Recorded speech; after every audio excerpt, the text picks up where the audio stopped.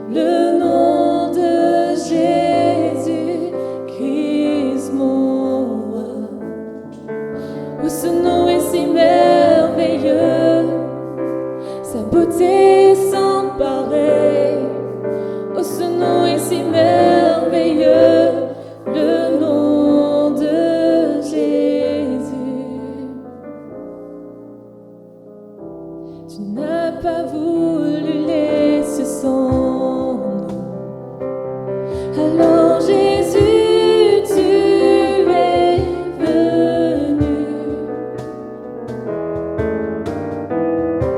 Ton amour a vaincu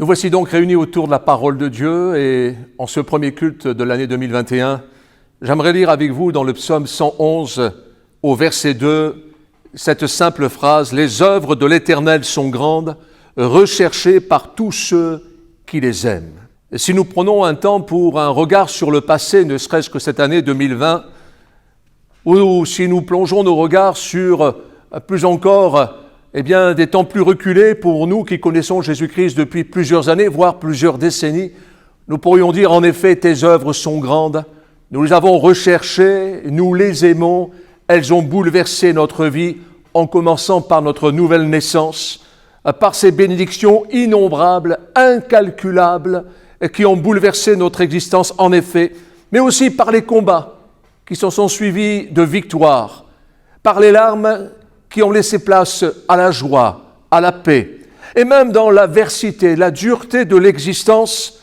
voici qui nous rend vainqueurs, soit par la délivrance, soit par la patience qui nous revêt. En effet, nous pouvons être persévérants en Christ et cette espérance en Christ, nous rend heureux et plus encore nous fait connaître la gloire de Dieu. Les œuvres de l'Éternel sont grandes. Et nous pouvons lire dans les versets qui suivent de ce psaume 111, versets 3 et 5, « Son œuvre n'est que splendeur et magnificence, et sa justice subsiste à jamais. Il a laissé la mémoire de ses prodiges, l'Éternel miséricordieux et compatissant. Il a donné de la nourriture à ceux qui le craignent. Il se souvient toujours de son alliance. » Son œuvre, elle est splendeur et magnificence. Son œuvre est à l'échelle de ce qu'il est, au-delà de toute connaissance, de toute compréhension, de toute définition que l'être humain pourrait donner à la personne de Dieu. Son œuvre, c'est lui-même, c'est son amour, un amour extraordinaire. Il est aussi la vie, le principe même de la vie. Il est l'Amen. Il est celui qui a bouleversé notre existence, a changé notre destinée. Voici, son œuvre, elle est unique. Elle est infiniment grande pour agir dans l'infini petit de notre toute petite vie. Sa justice, comme nous venons de le lire, subsiste à jamais. Et je lis dans 2 Corinthiens, chapitre 5, verset 21, « Celui qui n'a point connu le péché, il l'a fait devenir péché pour nous, afin que nous devenions en lui justice de Dieu. » Oui, sa justice est venue bouleverser notre existence, effacer notre dette, mais plus encore, elle est venue nous revêtir de sa volonté, de son plan. Et non seulement un revêtement extérieur, mais plus encore à l'intérieur. Il a bouleversé nos entrailles, nos sentiments, nos ressentiments, notre personne, notre identité. Et de manière intrinsèque, nous sommes devenus fils et filles de Dieu. Et puis le texte nous parle de la mémoire, cette mémoire par rapport à tous ces prodiges. Oui, nous repassons les bontés de l'Éternel, se renouvellent chaque matin. Nous le repassons au fond de notre cœur. Mais plus encore, Jésus dira, faites ceci en mémoire de moi. Nous nous rappelons de l'œuvre salvatrice de Jésus à la croix, du don de sa vie, corps, âme et esprit. Il a tout donné pour que des hommes et des femmes qui n'en valaient pas la peine, et nous en sommes de ce nombre, puissent être sauvés. Et il peut le faire encore pour toi aujourd'hui, en cette début d'année. Voici, faites ceci en mémoire de moi. Je peux lire encore dans 2 Corinthiens, chapitre 5, verset 20. « Nous faisons donc les fonctions d'ambassadeurs pour Christ, comme si Dieu exhortait par nous. Nous vous en supplions au nom de Christ, soyez réconciliés avec Dieu. » C'est le message que nous portons en ce début d'année. Nous vous en supplions, au nom de Jésus-Christ, soyez réconciliés avec Dieu. Il est venu accomplir le plan de Dieu. Nous avons lu au début de ce message, les œuvres de l'Éternel sont grandes, recherchées par tous ceux qui les aiment. Et en effet, nous aimons celui qui nous a aimés le premier. Nous aimons celui qui a tout accompli pour nous. Nous aimons celui qui nous revêt de sa puissance. Nous aimons et parce que nous l'aimons, nous nous rappelons de son œuvre et nous mettons notre vie à part. Nous voulons quelque part laisser cette parole pénétrer notre cœur, son esprit remplir notre vie afin d'être sanctifiés et marcher dans la crainte de Dieu. Non pas la peur, l'effroi, mais la crainte de Dieu, la crainte de son nom, la crainte de l'offenser, la crainte de le blesser, la crainte de galvauder l'œuvre de Jésus-Christ unique et extraordinaire. Toujours dans ce psaume 111, versets 9 et 10, il a envoyé la délivrance à son peuple. Il a établi pour toujours son alliance. Son nom est saint et redoutable. La crainte de l'Éternel est le commencement de la sagesse. Tous ceux qui l'observent ont une raison saine. Sa gloire subsiste à jamais. Son nom est saint et redoutable.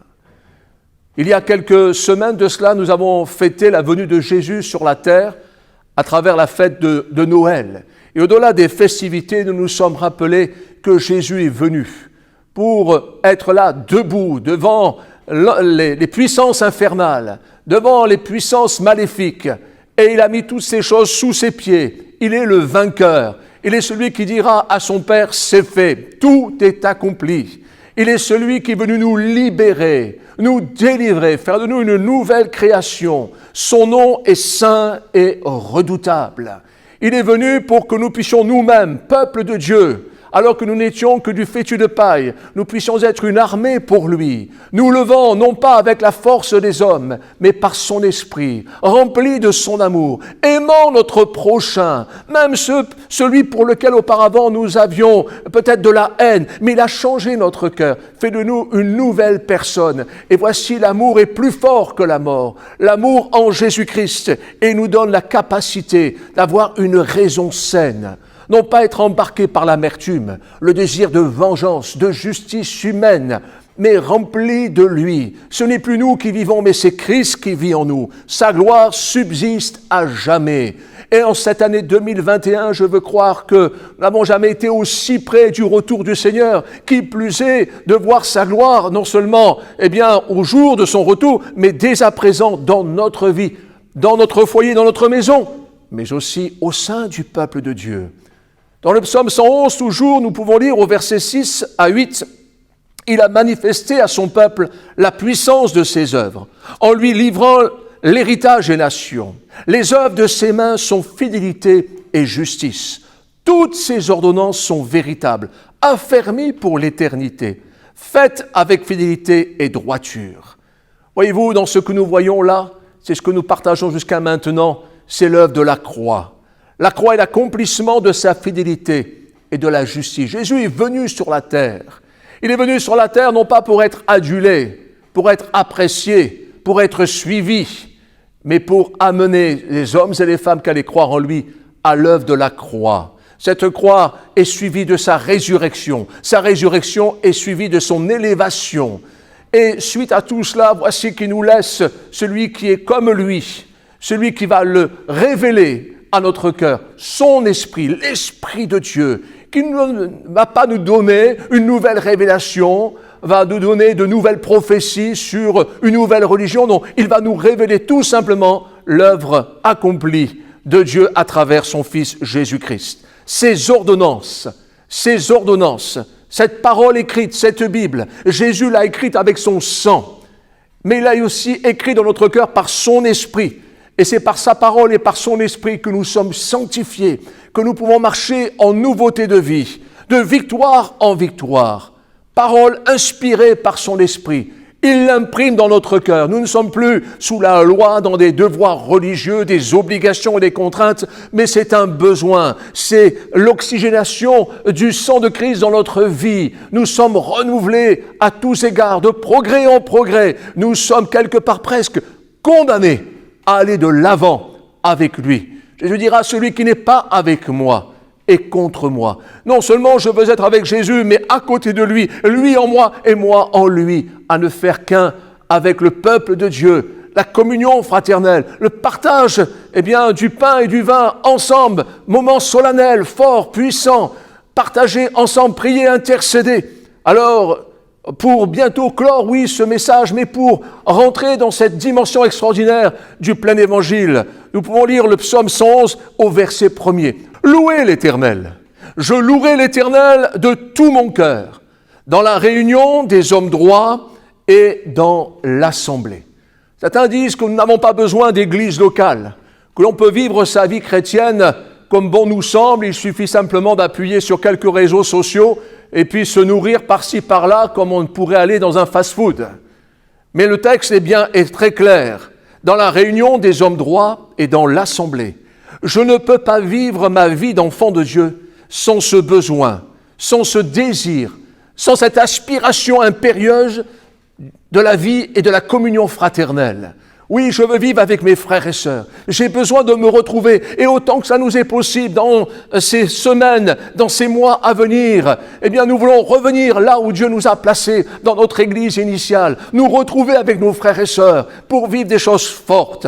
Car là où deux ou trois sont réunis en son nom, voici il est au milieu de nous. Et nous voulons voir des miracles s'accomplir dans des corps, dans des cœurs, dans des vies, dans des foyers, dans des familles, dans les turpitudes que certains peuvent porter depuis tant d'années. Le Seigneur peut nous libérer à l'instant même. C'est cela le plein évangile, la bonne nouvelle de Jésus-Christ. La réunion des hommes droits, hommes ou femmes, qui marchent non pas parce qu'ils sont avec le cou raide, régis par des codes religieux ou moraux, mais parce que Jésus-Christ a nettoyé leur vie, les a graciés, car Dieu ne peut supporter la prière du pécheur qui ne se repent pas. Mais parce que nous nous sommes repentis, il nous a graciés, il a effacé notre dette et aujourd'hui, quand nous le prions, il entend nos prières. Il ne nous doit rien, nous lui devons tout. Mais nous pouvons le prier comme un enfant peut parler à son Père. Et notre Père nous aime et ne veut que du bien. Alors, en cette matinée, venons louer le Seigneur. Venons le célébrer. Mais louer Dieu, ce n'est pas gratuit. C'est aussi confesser. C'est aussi s'engager. C'est aussi se soumettre à son plan. Oh Seigneur, envoie-nous ton esprit. Alors le Seigneur nous dit, oui, je vous envoie mon esprit. Êtes-vous prêt à faire ma volonté, à aller où peut-être jusqu'à maintenant vous n'avez pas voulu faire ou accomplir mon plan? Je suis prêt à vous emmener pour accomplir des exploits au-delà de vos possibilités, au-delà de vos craintes, au-delà de vos préjugés. Alors je veux croire, et croire c'est s'engager, c'est s'abandonner. Oui, j'oserais dire, et c'est ma prière avec vous et vous avec moi, nous demandons à Dieu de déverser son esprit sur notre Église, sur nos églises, d'une manière nouvelle et comme sans précédent. Nous voulons vivre ce que le prophète Joël a partagé, ce que les actes des apôtres et les tout premiers disciples ont pu vivre. Nous voulons vivre la Pentecôte. Nous voulons vivre cette effusion. Nous voulons nous soumettre de nouveau au Seigneur, lui demander de nous remplir encore de son esprit et nous accorder son pouvoir pour l'immense tâche qui reste. Sauver des âmes, chercher les perdus, les mécréants, nous étions de ce nombre. Il est celui qui veut sauver tous les peuples, toutes les nations, toutes les ethnies, toutes les personnes de tout genre. Il est venu pour faire de nous de nouvelles personnes. Et il y a un grand peuple dans cette ville, dans cette métropole, dans cette région. Et là où Dieu t'a placé, toi qui écoutes en ce moment, l'évangélisation de notre ville, de notre Jérusalem locale, jusqu'aux extrémités du monde. Jésus revient. Est-ce que tu es prêt? Que peux-tu lui présenter? Nous ne sommes pas sauvés par nos œuvres, mais pour autant, je veux avoir une foi accomplie, engagée, en 3 dimensions, à travers les œuvres préparées d'avance dans lesquelles il m'appelle à m'engager. Oui, prions, recherchons, intercédons avec amour et ferveur pour qu'un puissant réveil nous saisisse pour accomplir des exploits, pour aller de l'autre bord, chez l'autre, pour aller le chercher et l'emmener avec nous au pied de Jésus. Notre Dieu, notre Père, quel bonheur de pouvoir nous attendre à toi. Tu nous as tout donné. Tu t'es donné à travers notre Sauveur et Seigneur, ton Fils Jésus-Christ. Tu es celui qui dit et qui accomplit. Oui, tes œuvres sont grandes, elles sont admirables, et nous les avons recherchées parce que nous les aimons. Et ces œuvres, c'est l'œuvre du Saint-Esprit qui nous revêt de ta personne, de ta présence, et qui nous révèle le tout accompli de Jésus. Nous ne voulons pas nous satisfaire d'une petite vie tranquille, mais nous voulons être transportés par toi pour accomplir des exploits. Être parfois au bord du plongeoir, au bord du précipice, à la croisée des chemins, et de faire ce que tu attends de nous, de prendre la bonne décision. À toi la gloire. Pose ta main sur chacun d'entre nous, nous ici réunis, comme ceux et celles qui en ce moment sont chez eux ou dans leur voiture en train d'écouter ce message. Pose ta main sur chacun d'entre nous. Oui, tu es vivant, Seigneur, et plus que des vœux pieux ou les plus sincères, nous nous en remettons à toi. Bénis notre vie pour que nous te servions, et ceci pour ta seule gloire, au nom de Jésus. Amen. Bon dimanche et bonne année encore en Jésus-Christ.